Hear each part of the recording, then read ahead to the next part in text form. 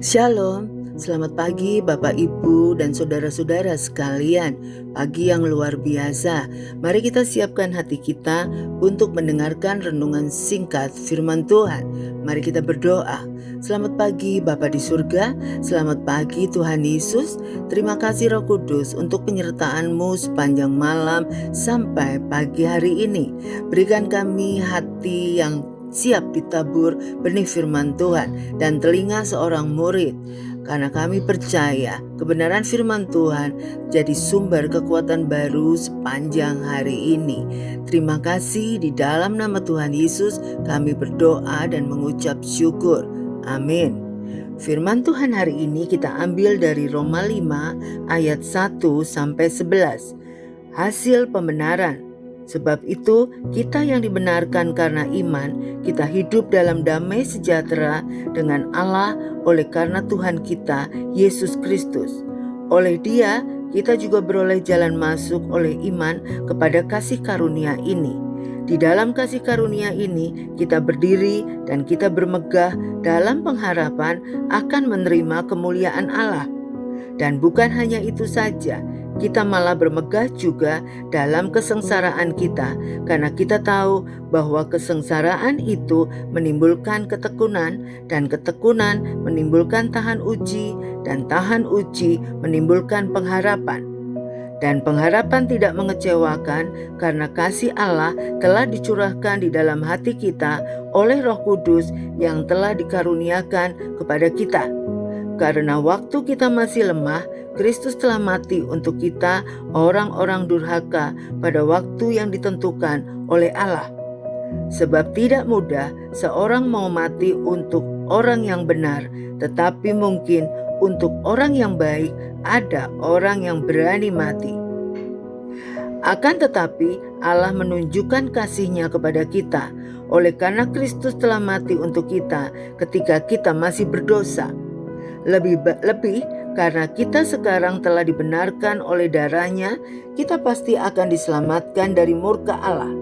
Sebab jikalau kita ketika masih seteru diperdamaikan dengan Allah oleh kematian anak-Nya, lebih-lebih kita yang sekarang telah diperdamaikan pasti akan diselamatkan oleh hidup-Nya. Dan bukan hanya itu saja, kita malah bermegah dalam Allah oleh Yesus Kristus Tuhan kita, sebab oleh Dia kita telah menerima pendamaian itu. Tema kita pagi ini tak pernah terlelap. Satu hal yang patut disimak dari sosok Robert Walter Monginsidi, pahlawan yang gugur dalam usia muda, adalah semangat pantang menyerah saat berjuang demi kemerdekaan tanah air. Hal ini terungkap melalui pernyataan yang ditulisnya ketika ia jatuh ke tangan penjajah. Jika jatuh 9 kali, bangunlah 10 kali. Jika tidak bisa bangun, berusahalah untuk duduk dan berserah kepada Tuhan. Pernyataan Monginsidi juga dapat dimaknai sebagai sikap berserah kepada Tuhan. Sikap tersebut berangkat dari keyakinan dirinya bahwa Tuhan sanggup membebaskan bangsanya dari tangan penjajah. Keyakinan itulah yang melahirkan pengharapan dalam diri Monginsidi, sehingga ia tekun menanggung segala penderitaan. Ia memilih untuk tidak menyerah dan tetap melanjutkan perjuangan hingga rentetan tembakan memungkasi hidupnya. Kekristenan pada dasarnya juga berbicara tentang totalitas penyerahan hidup yang bertolak dari pengharapan akan menerima kemuliaan Allah. Ayat 2. Pengharapan inilah yang menjadikan seorang pengikut Kristus tidak mengenal kata menyerah dalam menjalani hidup, sebab pengharapan tersebut menimbulkan ketekunan dalam menanggung penderitaan. Ayat 3, dan menjadikan dirinya sebagai pribadi yang tahan uji. Ayat 4. Seorang pengikut Kristus yang tahan uji menjadikan kemuliaan Tuhan sebagai bagian dari pengharapan sepanjang hidupnya. Pengharapan tersebut bagaikan a waking dream, mimpi yang tidak pernah terlelap, seperti yang pernah diungkapkan oleh Aristoteles. Ia menanti hingga kemuliaan Tuhan menjelma menjadi kenyataan dalam hidupnya. Menerima kemuliaan Tuhan adalah harapan yang tidak pernah terlelap dalam diri orang percaya. Mari kita berdoa.